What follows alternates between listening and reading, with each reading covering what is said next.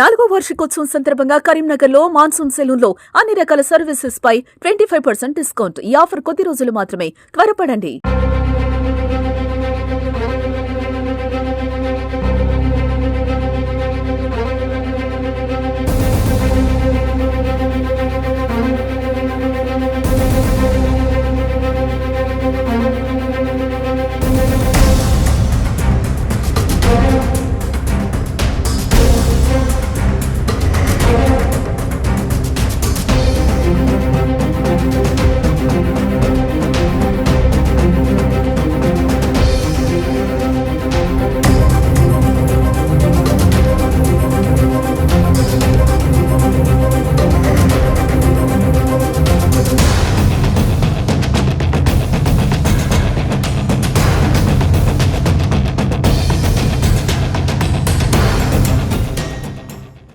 కరీంనగర్లో దారుణ హత్య కలకలం రేపుతుందని చెప్పవచ్చు.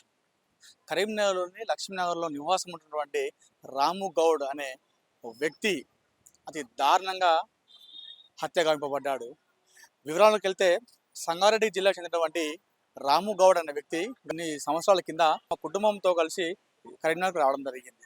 అయితే తమ భార్య లతశ్రీతో కలిసి కరీంనగర్లో కర్రీ పాయింట్ పెట్టి తను నిర్వహిస్తుండేవాడు రాము గౌడ్. సో అలా పిల్లలతో కలిసి చాలా సంతోషంగా జీవించారు. అయితే ఈ నెల హత్యకు గాయపడ్డాడు రాము గౌడ్ సతీమణి లతశ్రీ ఈ నెల 5వ తారీఖు నాడు సంగారెడ్డికి వెళ్ళడం జరిగింది. 10వ తారీఖు తిరిగి వచ్చింది. తిరిగి వచ్చిన తర్వాత కరీంనగర్లో లక్ష్మీనగర్లో ఇంట్లో రాము గౌడ్ లేకపోవడంతో అనుమానం వచ్చినటువంటి భార్య 1 టౌన్లో కంప్లైంట్ చేయడం జరిగింది. కంప్లైంట్ తీసుకున్నటువంటి పోలీసులు CCTV ఫుటేజ్ ఆధారంగా దర్యాప్తు ప్రారంభించారు. అయితే కరీంనగర్లోని కోతిరాంపూర్ పోచమ్మ వీధిలోని ఓ ఇంట్లో తన డెడ్ బాడీ దొరికింది.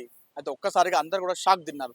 లక్ష్మీనగర్లో నివాసం ఉంటున్నటువంటి రాము గౌడ్ కోతిరాంపూర్లోని పోచమ్మ వీధిలో ఎలా హత్య గావింపబడ్డాడు. అయితే నిన్న డెడ్ బాడీ దొరికింది, కానీ 2 రోజుల క్రితమే అతను హత్య గావింపబడ్డాడుగా మనకు తెలుస్తుంది. ప్రస్తుతం కుటుంబ సభ్యుల రోదనతో విన్నట్టని చెప్పుకోవచ్చు. తమ కుటుంబ సభ్యులు అందరూ కూడా ఇక్కడ వచ్చి ఏడుస్తున్న సంగతి నెలకొంది. భార్య అదేవిధంగా పిల్లలు, చిన్న పిల్లలు కూడా ఏడుస్తున్నారు. మాకు న్యాయం కావాలన్నట్టు కూడా వాళ్ళు ఏడుస్తున్న సంగతి నెలకొంది. లతశ్రీతో కూడా మనం మాట్లాడించే ప్రయత్నం చేద్దాం.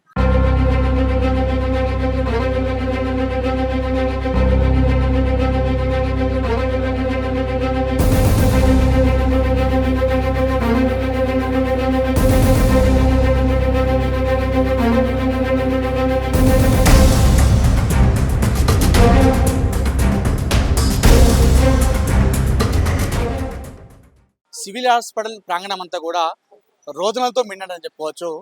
రాము గౌడ్ భార్య లతశ్రీ రోధిస్తున్న సంగతి ఒకసారి ఏం జరిగిందో అడుగుతాము. ఈ విషయం అంతా కూడా తన భర్త హత్య వెనుక ఎవరైనా హస్తం ఉందా, తనకేమైనా అనుమానాలు ఉన్నాయా కూడా విషయాలు తెలుసుకుందాం. అమ్మ చెప్పండి అమ్మా, మీరు 5వ తేదీ నాడు సంగారెడ్డికి వెళ్ళడం జరిగింది. దాని తర్వాత ఏం జరిగింది అసలు?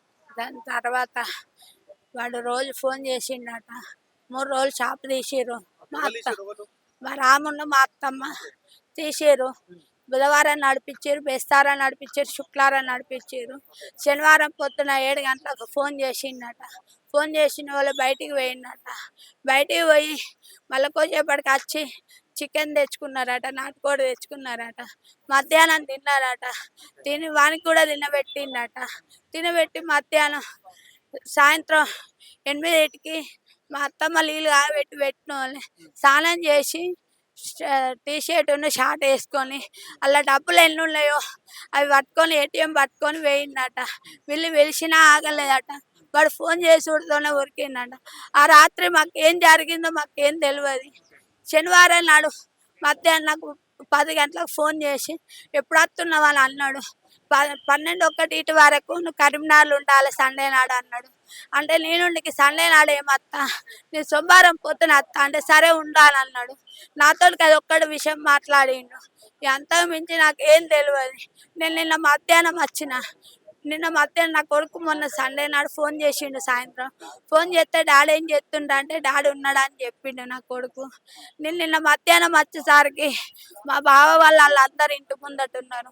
నేను ఆటో దిగేసరికి వీళ్ళందరూ ఉన్నారు. ఏమైందంటే నా కొడుకును మా అత్తమ్మ రామ్ లేడని మా అత్తమ్మ చెప్పింది. నా కొడుకు డాడీ లేడని నా కొడుకు చెప్పిండు. నేను వాళ్ళు చూసి వచ్చినాక వెంటనే నేను పోలీస్ స్టేషన్కి పోయినా, కంప్లైంట్ ఇచ్చిన వాళ్ళు ఆ రూమ్ కాడికి పోయారు. రూమ్ కాడికి పోయి చూసేసరికి వాడు చంపేసిపోయిండట. చంపి ఆ బంటి కూడా నా కొడుకు 3 రోజులకెళ్ళి మా డాడీ కనబడతలేడని వాడు ఒకడికి పోయి చూసేసరికి ఏంది బండి ఉన్నదట. ఇంకో ఆయన దగ్గర పోయి బాబాయ్ మరి డాడీ బండి గిడ కనబడుతుందంటే ఆయన నుండి తీసుకొని పోయి ఆ రూమ్ కాడికి పోయి చూసేసరికి వీళ్ళు రూమ్ చూసిరట. సపరేట్ బండి తీసుకున్నారు, సెల్లు తీసుకున్నారు, వచ్చి ఇంటికి వచ్చిరట. మన రూమ్ కాడికి పోయి చూస్తే ఇలా తాళం వేసి ఉన్నదట. మళ్ళీ పోయి చూసేసరికి పోలీసులను పట్టుకొని పోయి తాళం తీసేసరికి ఆయన చనిపోయి ఉన్నాడట. నాకేం న్యాయం చేస్తారో, నా పిల్లలకేం న్యాయం చేస్తారో, ఆ సంత ఆ మొగల్ని చంపి నన్ను లక్ష్మణ్ రాజు కూడా చంపి వాళ్ళు ఎంతమంది ఉన్నారు చంపిరు. ఆయన ఇంట్లోకి వెళ్ళి బయటికి వెళ్ళేటోడు కాదు, ఆయన ఒక 9 తినేటోడు కాదు. వాడు ఫోన్ చేసి రమ్మంటేనే పోతుండే ఊకే. సంతోష్ అనే వ్యక్తి మీ సార్కి ఫ్రెండ్ అవుతాడా? ఎట్లా పరిచయం? ఫ్రెండ్ అవుతారు, లక్ష్మణ్ రాజు ఫ్రెండ్ అవుతాడు, సంతోష్ అనేటోడు ఫ్రెండ్ అవుతాడు. ఊకే ఫోన్ చేసి రాము ఏం చేస్తున్నావురా, కర్రీ పాయింట్ తీసినామా అని అడుగుతాడు.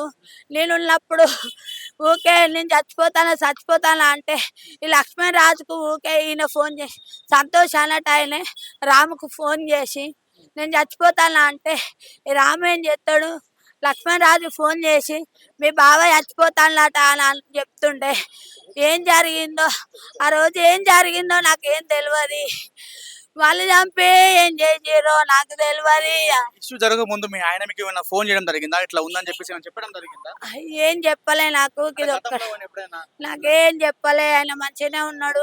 శుక్రవారం రాక షాపు తీసిండు, కర్రీ పాయింట్ తీసిండు. శనివారం పొద్దున నాకు ఫోన్ చేసి ఇది ఒక్క విషయం మాట్లాడిండు. ఇక అంతకు మించి నాతో ఏం మాట్లాడలే. నా కొడుకు కూడా ఏం చెప్పలేదట. నా కొడుకు ఉన్నాడు, మా అత్తమ్మ ఉన్నది, వాళ్ళకు కూడా ఏం చెప్పలేదట.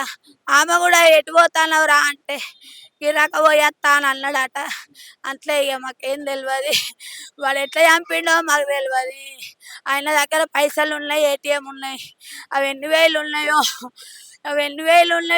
ఎన్ని ఉన్నాయో నాయనో. ఇది మొత్తానికి కూడా ఒక ప్లాన్ ప్రకారమే చేసినట్టుగా వాళ్ళు చెప్తున్నారు.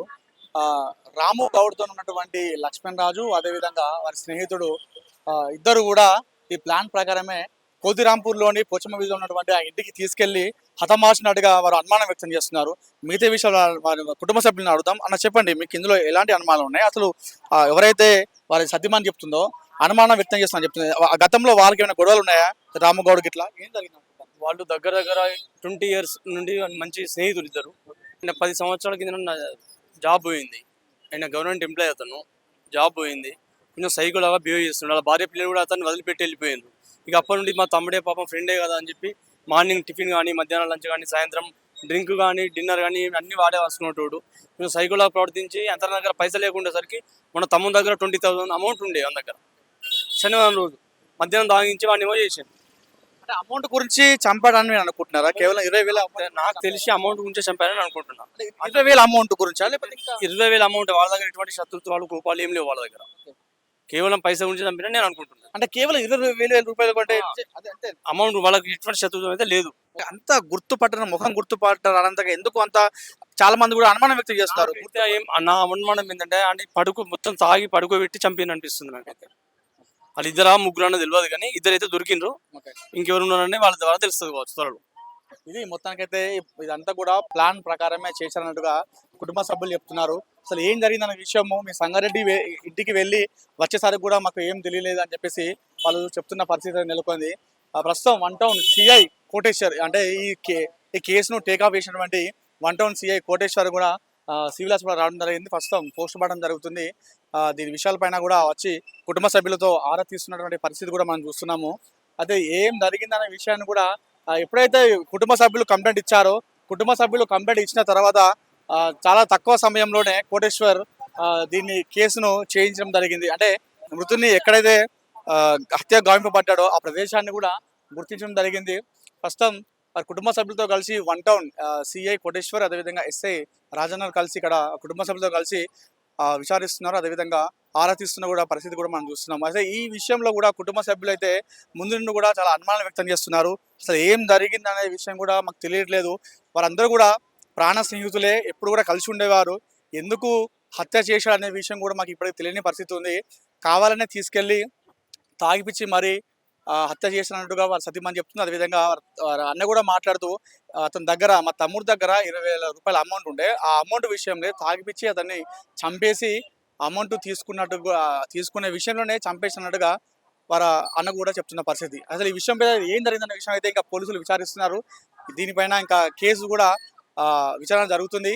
దీనిలో ఏం జరిగి ఉంది అనే విషయం ఇంకా తెలియాలంటే మరి కొన్ని గంటలు మనం వెయిట్ చేయాల్సిందే.